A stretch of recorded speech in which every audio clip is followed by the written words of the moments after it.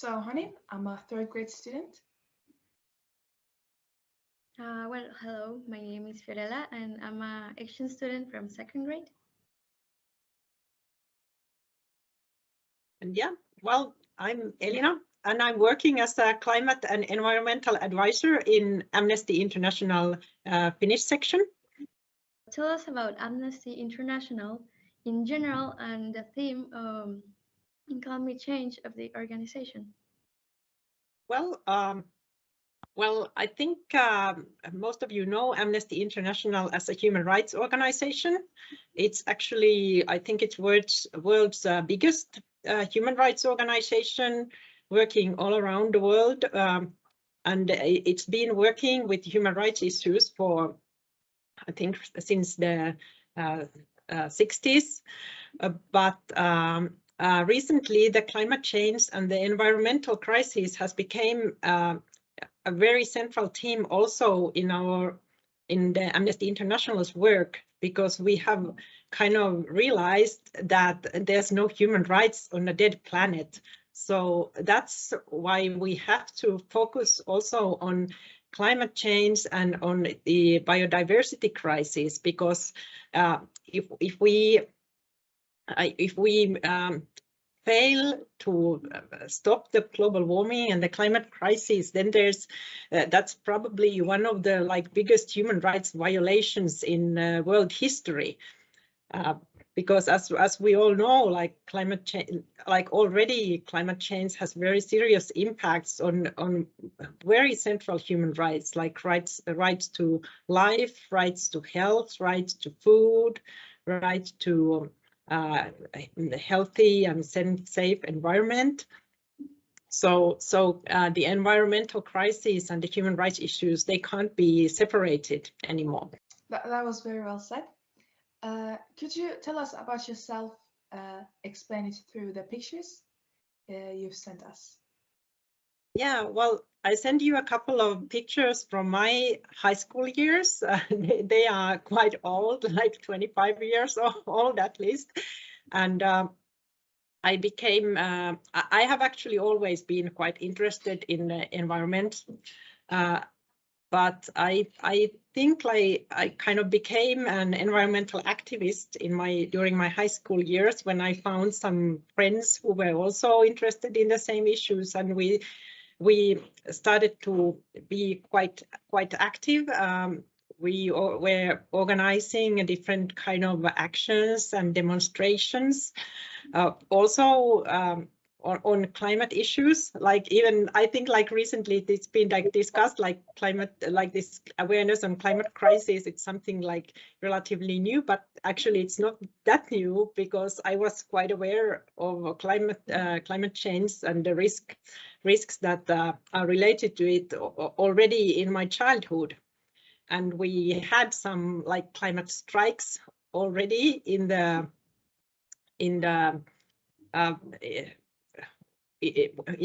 my teenage years, in the 90s. I think in the pictures there's one picture where I have a green hair and I'm sitting in front of a very modern computer. That I think that's when I was volunteering in Tiger Rescue Network conference that was focusing on the role of forests in biodiversity, and also as carbon sinks, and that conference also dealt with the rights of the indigenous people. So yeah, those are actually I can say that those are actually the same teams that I'm working with today. Also well, of course, I'm a bit older myself, and the computers have been progressing. And the other photo I sent, it's from a demonstration, and I think that demonstration was also related to climate issues. It was about traffic and emissions caused by traffic, and especially motorsports. but yeah, I after I kind of when I became interested and started to be active in environmental and climate issues, that kind of has been I've been kind of following that path of my life all my life. So I went to university to study, and then afterwards I kind of course it's been like a lot of twists and turns in my like career path, but now I find myself working here in an NGO focusing on human rights and environmental issues. So yeah, maybe I have been a kind of a climate warrior most of my life. Next, we would like to ask you in themes of politics and climate change. There has been a lot going around in the news about the oil drilling project in Alaska, the Willow Project, and we would like to ask you your opinions on it and in general about climate change themes in politics. Well, just this week's Monday came out the latest report of the International Panel on Climate Change, the IPCC report, and the message of this report was really clear that the time is running out. We really have to cut down the emissions as fast as possible, and there shouldn't be like, and they're phasing out the fossil fuels. That's the most central action we must take. So against that scientific consensus there is about that we really must phase out all the fossil fuels, also the existing infrastructure on fossil energy. So against that background, it's quite frustrating and depressing to hear about like projects such as Willow Project, which means that there will be like not like in the top of all the existing production of fossil fuels, there will be like new fossil projects. And of course this Willow Project it's terrible for the climate. Of course, it also has some other problems, like it poses a huge risks to the local biodiversity. It's on the land of the indigenous people, so it's really terrible project in many ways. But I think like the bright side, or if you want to look some like positive aspect, is like this kind of projects, they at least they like raise a lot of opposition. Like it's been so much protest against the Willow Project in social media and also in other fora. So I think like what kind of change we can see, that at least these kind of fossil fuel projects, they just can't go on like business as usual. Well, they are just not considered okay anymore. Is there something in terms of climate change that brings you hope for the future? Well, of course, if we look at the actual like climate change and the scientific reports, how about the warming climate, of course the future looks really dark. But well, as I've been working with climate issues for a quite long time, so at least we can see that there's lots of like the movement, like the climate movement and climate justice movement is growing, and there's much more awareness about climate issues. More and more people are getting involved in climate action and demanding like more effective climate policies. Also, of course, among the decision makers, the awareness is raising. Maybe even some companies are paying more attention to responsibility issues, and they have their own strategies for carbon neutrality. So in that sense, like the awareness is raising, but of course the dilemma is that there's like we are really running out of time. So we really there's like we really should have some really huge like structural changes in our society, in our economy right now. But of course, I think this awareness raising and this lots of like all this interest that is paid to climate issues, that's of course like really positive development. How has climate change affected your personal life? Well, of course, we like in Finland is one of those like least vulnerable areas in the world where like the impacts of the climate change are terrible in many like lots of areas in the world. But of course, here in Finland, what we kind of see is that, well, of course, the weather during the winter it's more like unstable.